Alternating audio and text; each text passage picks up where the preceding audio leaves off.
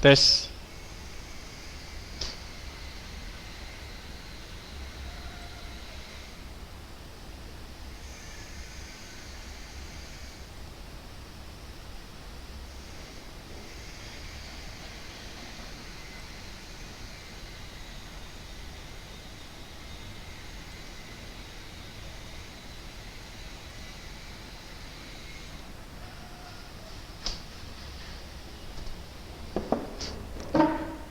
Bismillahirrahmanirrahim. Assalamualaikum warahmatullahi wabarakatuh.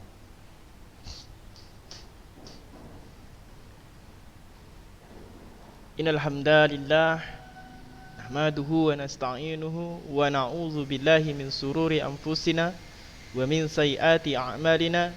May yahdihillahu fala mudhillalah wa may yudlil fala hadiyalah. Wa asyhadu an la ilaha illallah wahdahu la syarikalah wa asyhadu anna Muhammadan abduhu wa rasuluh la nabiyya ba'da.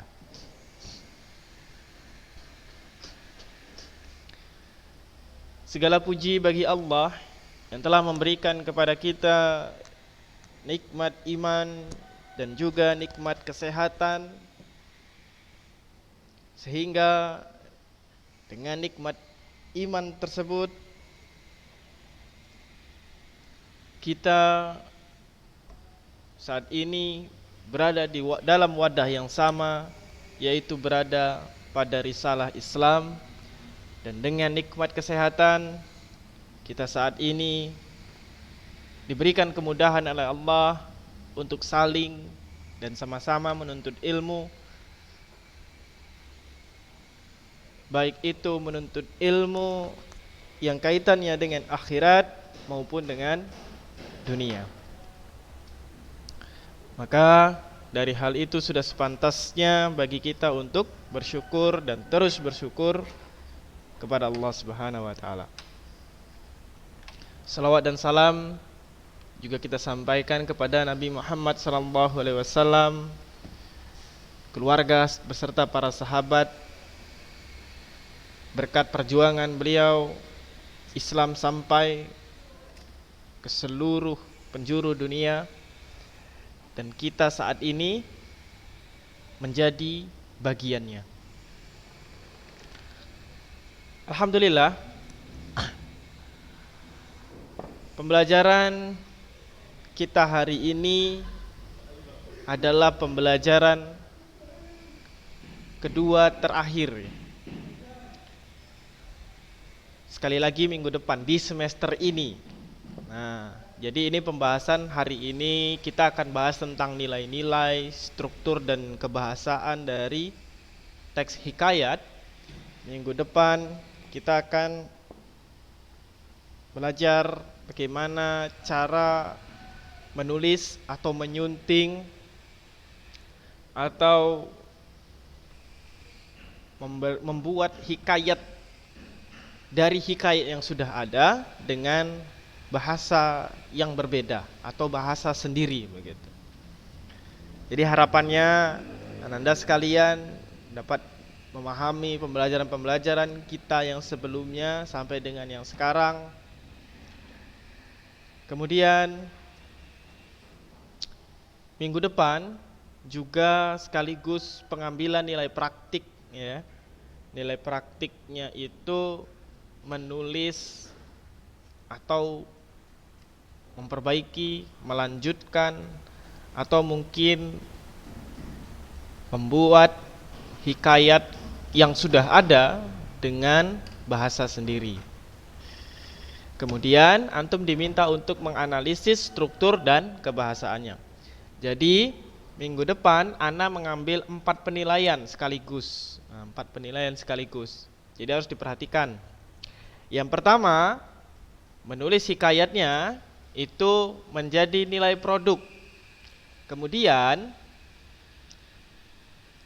kebahasaannya, menganalisis kebahasaan dari hikayat tersebut itu menjadi nilai tugas analisis kebahasaan. Kemudian yang struktur menjadi tugas nilai dari pengetahuan struktur, nilai tugas juga untuk bagian struktur. Itu 3. Yang satunya lagi dari keseluruhannya itu penilaiannya ana buat rata-ratanya menjadi nilai praktiknya. Jadi harapan ana semuanya mengerjakan. Itu menjadi 3 nilai tugas sekaligus nilai praktik. Jadi 4 ya. Tugasnya sederhana, cuman buat hikayat, analisis kebahasan sama strukturnya, tapi menjadi 4 penilaian. Harapan ana semuanya mengerjakan. Yang paling utama adalah itu merupakan penilaian praktik.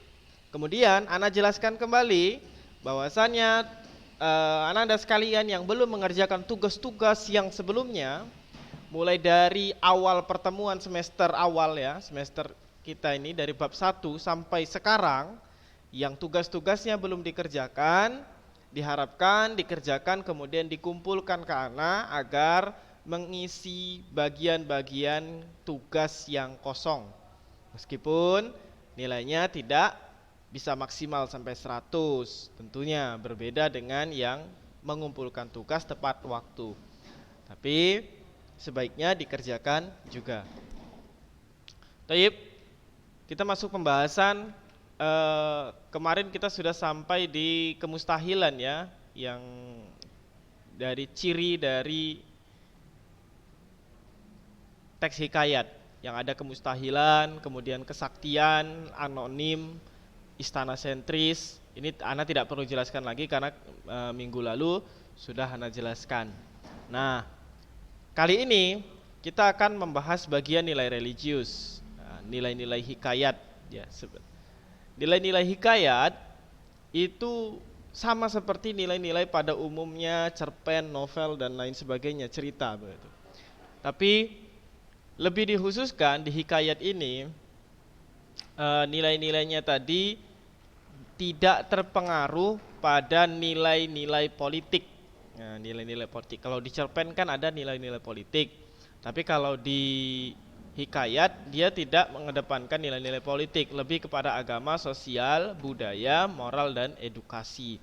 Meskipun nanti di dalam sistem kerajaan nanti ada juga sistem perpolitikan, tapi dia tidak mengedepankan ya, lebih ke arah budaya dibandingkan perpolitikan. Baik, kita mulai dari nilai agama, kita lihat. Nah, nilai agama, lihat konsep nilainya. Dari kutipan teksnya dulu kita lihat, yang konsep nilainya nanti. Ada kutipan teks, maka pada suatu hari ia pun menyuruh orang membaca doa kunut dan sedekah kepada fakir dan miskin. Nah, ini secara tidak langsung berarti mohon kepada Tuhan dengan berdoa dan bersedekah agar dimudahkan urusannya. Berarti nilainya itu termasuk nilai agama. Kemudian maka ia pun menyerahkan dirinya kepada Allah Subhanahu wa taala dan berjalan dengan sekuat-kuatnya. Menyerahkan diri kepada Allah Subhanahu wa taala berarti nilai agama, konsep nilainya pasrah kepada Allah setelah berusaha. Begitu ya.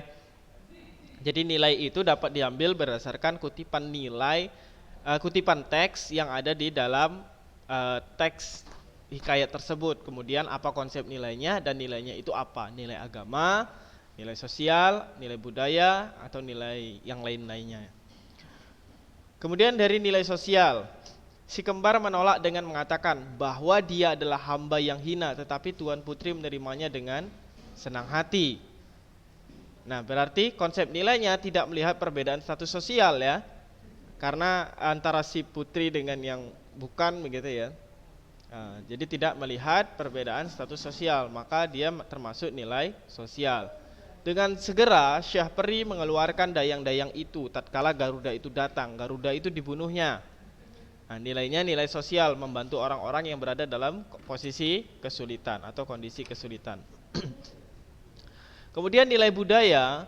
Nah, ini digambarkan si Baginda itu mau menjadikan salah satu anaknya menjadi seorang raja, Tapi Baginda raja itu bingung. Ya, si raja ini bingung. Anaknya kan 2, kan nggak mungkin dua-duanya jadi raja. Maka salah satunya saja yang dipilih. Maka mereka disuruh mencari sesuatu, bulu perindu atau apa, biasa itu ya di dalam sebuah hikayat. Nah, itu mengkiaskan sebuah budaya bahwasannya raja itu ditunjuk berdasarkan keturunan atau turun temurun ya.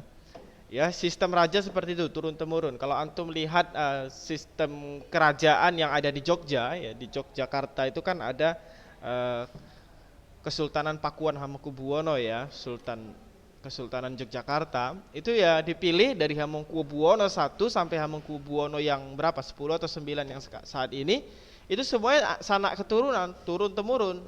Nah, anaknya ke anaknya lagi ke anaknya terus. Nah, itu jadi budaya dalam sistem kerajaan. Begitu juga di Brunei Darussalam, begitu juga raja-raja Arab begitu ya. Anak keturunannya yang dijadikan raja. Nah, itu menjadi budaya. Kemudian moral. Hatta datanglah ke 9 orang anak raja meminta susu kambing yang disangkanya susu harimau beranak muda itu. Nah, di sini berarti moralnya tidak mau bekerja keras untuk mendapatkan sesuatu, cuman minta. Nah, itu ya.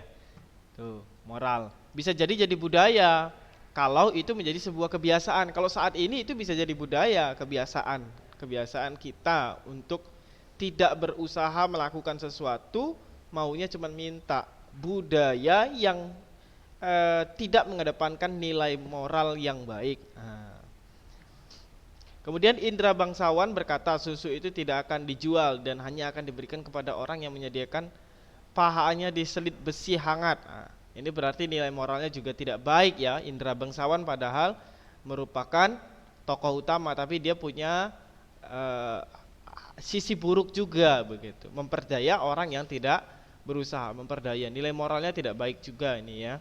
Meskipun orang yang malas bekerja, seharusnya kita itu tidak harus memperdaya orang tersebut sampai merugikan orang lain begitu ya. Kalau nilai edukasinya, maka anak anda baginda yang 2 orang itu pun sampailah usia 7 tahun dan titahkan pergi mengaji kepada Sufyan. Nah, pergi mengaji itu kan nilai edukasi, belajar. Belajarlah dari Buayan sampai Liang Lahat. Begitu. Jadi belajar terus belajar, nilai edukasi kan nilai pendidikan. Jadi pada masa dulu juga orang-orang belajar begitu. Bahkan mereka itu kalau sudah belajar bersungguh-sungguh sekali begitu. Tidak mempedulikan hal-hal yang lainnya. Mereka rela belajar dari Indonesia pergi ke tanah Arab yang pada masa itu belum ada pesawat begitu ya. Naik kapal 2 bulan baru sampai begitu ya. Orang naik haji pun begitu, 2 bulan 3 bulan baru sampai. Nah, sekarang kita diberikan kemudahan, maka manfaatlah kemudahan itu, baik itu menuntut ilmu dunia maupun ilmu akhirat. Nah, itu tadi nilai-nilai yang ada di dalam teks hikayat. Nah, kalau mengembangkan makna isi dan nilai, tentunya ananda sekalian kalau mengembangkan makna isi, semuanya sudah memahami. Nah, ini juga sudah dibahas di waktu kelas 9. Ya, waktu kelas 9 sudah dibahas bagaimana mengidentifikasi nilai-nilainya. Sama dengan hal yang ini sebenarnya, ini mengidentifikasi nilainya. Kalau mengidentifikasi maknanya tentunya tidak jauh berbeda, baik itu makna yang sifatnya tersirat maupun yang tersurat. Kalau tersurat berarti makna yang sudah muncul di dalam teks itu. Kalau tersirat berarti ketika kita selesai membaca, makna itu akan kita peroleh. Nah, begitu ya. Baik amanat, makna sama saja nantinya. Nah, ini masih sama ya. Nah, kemudian membandingkan nilai dan kebahasaan hikayat dan cerpen. Nah, kalau kita bicara struktur dari teks hikayat ini sebenarnya strukturnya sama saja dengan teks cerita pendek, ya, strukturnya. Akan tetapi yang jadi masalah utamanya, kita tidak membutuhkan mempelajari struktur dari teks hikayat. Nah, mengapa kita tidak butuh belajar struktur dari teks hikayat? Karena teks hikayat ini kita tidak perlu membuatnya lagi. Teks hikayat itu sudah ada begitu. Sudah ada. Jadi tidak perlu kita membuatnya lagi. Membuat dalam bentuk hal yang baru. Kalaupun memang kita membuatnya, maka itu dalam bentuk perubahan bahasa misalnya begitu ya.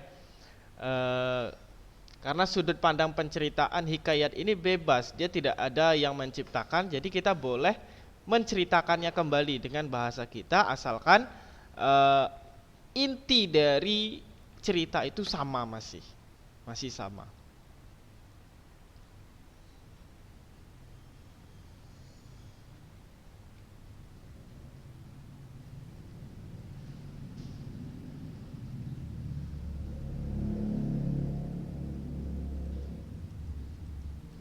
Ada masalah?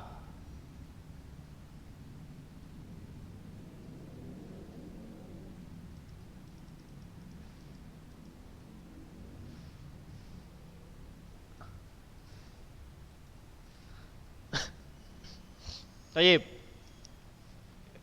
Kita lanjutkan ini mengidentifikasi karakteristik. Mengidentifikasi karakteristik tentunya karakteristik dari bahasa hikayat.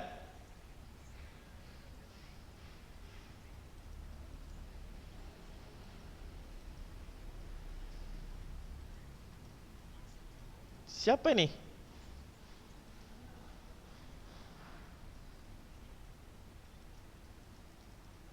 Nah, sekarang kita mengidentifikasi karakteristik dari bahasa hikayat. Karena kita tidak akan bahas struktur, maka pokok bahasan kita nantinya waktu di ujian praktik berarti cuma 3. Yang pertama apa? Kebahasaan, menulis dari hikayatnya, kemudian menganalisis bahasanya.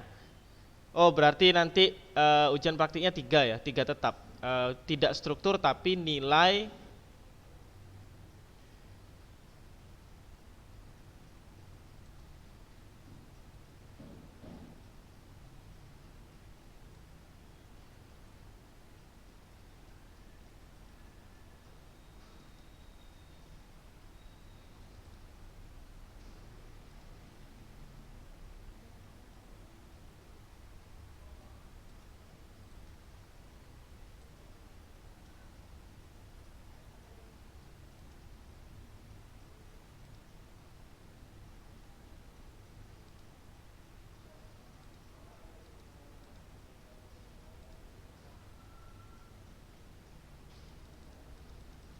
Baik, kita lanjutkan.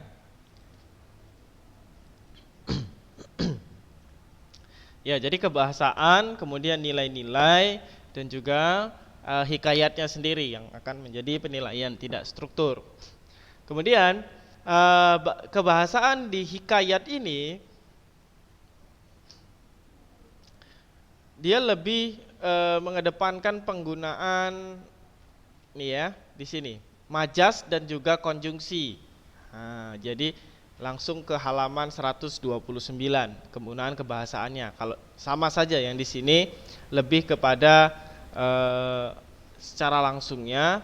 Nah, di sini penggunaannya langsung, penggunaan majas dan juga penggunaan konjungsi. Kebahasaannya hanya ada dua yang lebih diutamakan. Nah, di hikayat penggunaan majasnya itu lebih kepada majas antonomasia dan juga majas perbandingan simile ya. Meskipun tidak jarang penggunaannya ada juga majas metafora dan hiperbola begitu ya. Ada juga majas hiperbola dan metafora. Nah, terkadang ada metafora, ada juga majas hiperbola. Apa itu majas antonomasia? Nah, majas antonomasia di sini dijelaskan. Majas antonomasia yaitu majas yang menyebut seseorang berdasarkan ciri atau sifat yang menonjol. Jadi antonomasia ini berdasarkan ciri atau sifat yang menonjol dari seseorang. Kita menyebutkan orang itu. Misal orang kalau zaman dulu itu orangnya itu penuh melimpah dengan kekayaan, maka dipanggillah si kaya. Orang ini jarang makan begitu ya. Maka dipanggillah dia si miskin gitu ya. Cari kayu bakar, makannya jarang misalnya gitu. Pekerjaannya tidak jelas, maka dipanggil si miskin. Kalau dia orangnya cantik jelita, bisa juga dipanggil si cantik jelita terkadang kalau di dalam sebuah hikayat. Atau mungkin orangnya pendek, bentuknya kurcaci misalnya gitu, kecil, maka dipanggil si kerdil. Orangnya gendut, maka si gemuk dan lain sebagainya. Nah, inilah dia antonomasia. Jadi penyebutan nama seseorang dengan nama yang lain sesuai dengan sifat dan ciri khas dari orang tersebut. Nah, zaman dulu itu biasa, begitu ya. Zaman dulu itu biasa penggunaan antonomasia. Kalau sekarang ada tapi jarang, karena lebih sifatnya nanti pada pelecehan ya jadinya ya. Si gendut, nah, gitu kan tidak bagus, tidak baik. Bahkan pada masa-masa kenabian dulu juga antonomasia ini sering digunakan gitu. Seperti Abu Bakar Siddiq gitu ya, dipanggilnya seperti itu. Kemudian Abu Hurairah kan dipanggil Abu Hurairah, Abu Lahab, Abu Jahal gitu. Jadi ada nama panggilan dari dirinya berdasarkan sifatnya begitu. Itu antonomasia, sifat atau ciri dari fisiknya seseorang tersebut. Ya, paham ya dengan majas antonomasia? Nah, kalau metafora ini hampir sama dengan majas perbandingan, tetapi dia memiliki perbedaan. Majas perbandingannya itu lebih kepada membandingkan dengan bahasa yang lain. Metafor nih. Ini tidak ada penjelasannya, jadi Anda jelaskan di sini ya. Metafora itu adalah majas yang membandingkan sesuatu dengan yang lainnya. Dengan sesuatu yang lain, sesuatu dengan sesuatu yang lainnya lagi, dengan bahasa yang lain gitu ya, dengan bahasa yang lainnya. Itu secara gambaran secara umumnya begitu. Contohnya begini, contohnya ya, contoh dari metafora. Orang paling cantik, orang paling cantik, maka digambarkan menjadi apa? Orang paling cantik di desa begitu ya, di desa. Maka digambarkan metaforanya itu bunga desa begitu. Nah, itu ya. Beginilah dia gambaran dari majas metafora. Nah, contoh yang lainnya itu misalnya jendela buku, jendela dunia. Nah, ini digambarkan juga seperti itu ya. Buku adalah jendela dunia. Jadi sebenarnya buku itu tidak ada jendelanya ya, apalagi jendela dunia gitu. Nah, jadi arti dari jendela dunia berarti buku itu memberikan informasi yang luas terhadap dunia ini begitu. Nah, dia memberikan seluruh informasi yang kita butuhkan. Makanya dia disebut jendela dunia. Nah, paham ya sampai di sini ya. Nah, ini metafor bunga desa dan jendela dunia, buku jendela dunia. Ini adalah metafor. Jadi menggunakan penggunaan bahasa yang lainnya sebagai kiasan. Sebagai kiasan, sehingga terbentuklah bahasa yang lebih menarik, lebih enak didengar gitu ya. Nah, ini untuk metafor. Yang selanjutnya ada hiperbola. Hiperbola pasti banyak yang sudah mengetahuinya ya. Hiperbola itu melebih-lebihkan ya. Hiperbola adalah majas yang melebih-lebihkan sesuatu. Nah, contohnya majas yang melebih-lebihkan sesuatu ini adalah misalnya begini. Ia kurus kering tinggal tulang. Nah, itu ya. Ini kan melebih-lebihkan sesuatu ya. Ia kurus kering tinggal tulang. Ya sekurus-kurusnya orang kalau tinggal tulangnya mati begitu, nggak ada kulit, nggak ada dagingnya begitu. Tapi inilah dia hiperbola, melebih-lebihkan sesuatu. Orangnya kurus aja sebenarnya, ya kurus begitu, tapi kan nggak sampai tinggal tulang begitu. Tapi karena dilebih-lebihkan, seolah-olah memang dia adalah kurus yang paling kurus lagi. Nah, diungkapkan seperti inilah dia. Eh, Seperti contoh yang lainnya, panasnya membakar kulit. Nah, misalnya teriknya matahari ini, teriknya siang ini, panasnya membakar kulit, nah gitu ya. Jadi sepanas-panasnya matahari di dunia ini belum ada pernah dengar ana bahwasanya orang tersebut terkena sinar matahari, terkena panas matahari, kulitnya terbakar begitu ya. Tapi gambaran umumnya di panasnya membakar kulit berarti panasnya bukan main ya, sudah panas sekali begitu. Nah, inilah dia majas hiperbola, melebih-lebihkan sesuatu gitu. Mudah-mudahan dipahami untuk majas hiperbola. Selanjutnya ada majas perbandingan. Nah, majas perbandingan yang sering digunakan adalah simile. Simile. Simile. Nah, ini ada di mana dia? Majas simile ada dijelaskan tidak? Nah, ini ada nih. Majas simile juga banyak digunakan dalam hikayat maupun cerpen. Nih, majas simile adalah majas perbandingan suatu hal dengan hal yang lain menggunakan kata penghubung atau kata pembanding. Nah, ini perbandingan langsung ya. Bahasa enaknya itu majas perbandingan langsung. Jadi dia itu membandingkan secara langsung. Ditandai dengan kata seperti, laksana, bak, dan bagaikan. Engkau bagaikan rembulan. Engkau seperti air misalnya gitu.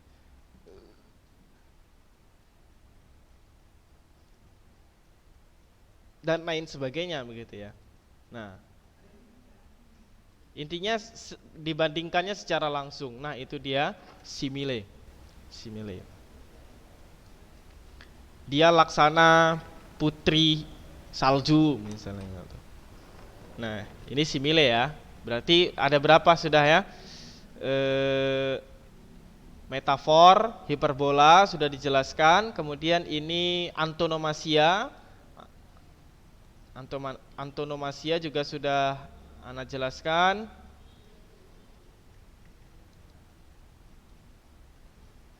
Ini Ana tandai aja ya. Nah, antonomasia ada di halaman terus 30. Metafora, hiperbola, antonomasia, simile sudah. Nah, ada satu lagi yang sering digunakan dalam penggunaan teks sastra yang paling umum digunakan, yaitu majas personifikasi. Majas personifikasi ini juga termasuk majas perbandingan, personifikasi. Nah, ini juga termasuk majas perbandingan. Perbandingan ya. Nah, majas ini adalah membandingkan benda mati seolah-olah hidup atau memiliki nyawa begitu ya. Nah, ini dia personifikasi. Contohnya apa? Contohnya ombak bergulung-gulung misalnya gitu ya. Ombak bergulung-gulung. Nah, ini ya, ombak bergulung-gulung. Ombak kan benda mati, tapi kalau kita ubah jadi ombak bergulung-gulung, seolah-olah dia bisa bergulung-gulung layaknya benda hidup, orang hidup, manusia begitu, bisa bergulung-gulung. Dan contoh-contoh yang lainnya begitu ya. Ini majas personifikasi. Yang terakhir adalah penggunaan konjungsi. Konjungsi apa yang sering digunakan? Konjungsi yang sering digunakan adalah konjungsi sebelum. Nah, ini ya, konjungsi sebelum. Nah, lalu selanjutnya ada nggak? Sebelum, ketika. Ini ketika ada. Pada juga ya. Selanjutnya ini. Selanjutnya ketika, sebelum, lalu, ada lagi seharusnya. Pada, sebelumnya gitu ya. Nah, ini ada di sini. Pada di sini tapi ya, tidak dituliskan di situ. Pada, sebelum. Nah, Nah, ini konjungsi yang sering digunakan di dalam teks hikayat. Konjungsinya itu adalah konjungsi antar kalimat. Konjungsi antar kalimat. Kenapa? Karena dimulainya konjungsinya itu setelah titik. Nah, selanjutnya dan lain sebagainya. Toyib, ana harap pembelajaran ini dapat dipahami dengan mudah. Yang kita bahas hari ini berkenaan dengan nilai-nilai hikayat, kemudian kebahasaan dari hikayat, majas. Majas itu dibagi menjadi metafora, hiperbola, kemudian ada majas perbandingan dan antonomasia. Yang sudah kita bahas, majas perbandingannya yang kita bahas itu ada personifikasi dan juga majas simile. Mudah-mudahan dapat dipahami dengan baik. Ana akhiri dengan lapas hamdalah. Alhamdulillahirabbil alamin. Assalamualaikum warahmatullahi wabarakatuh.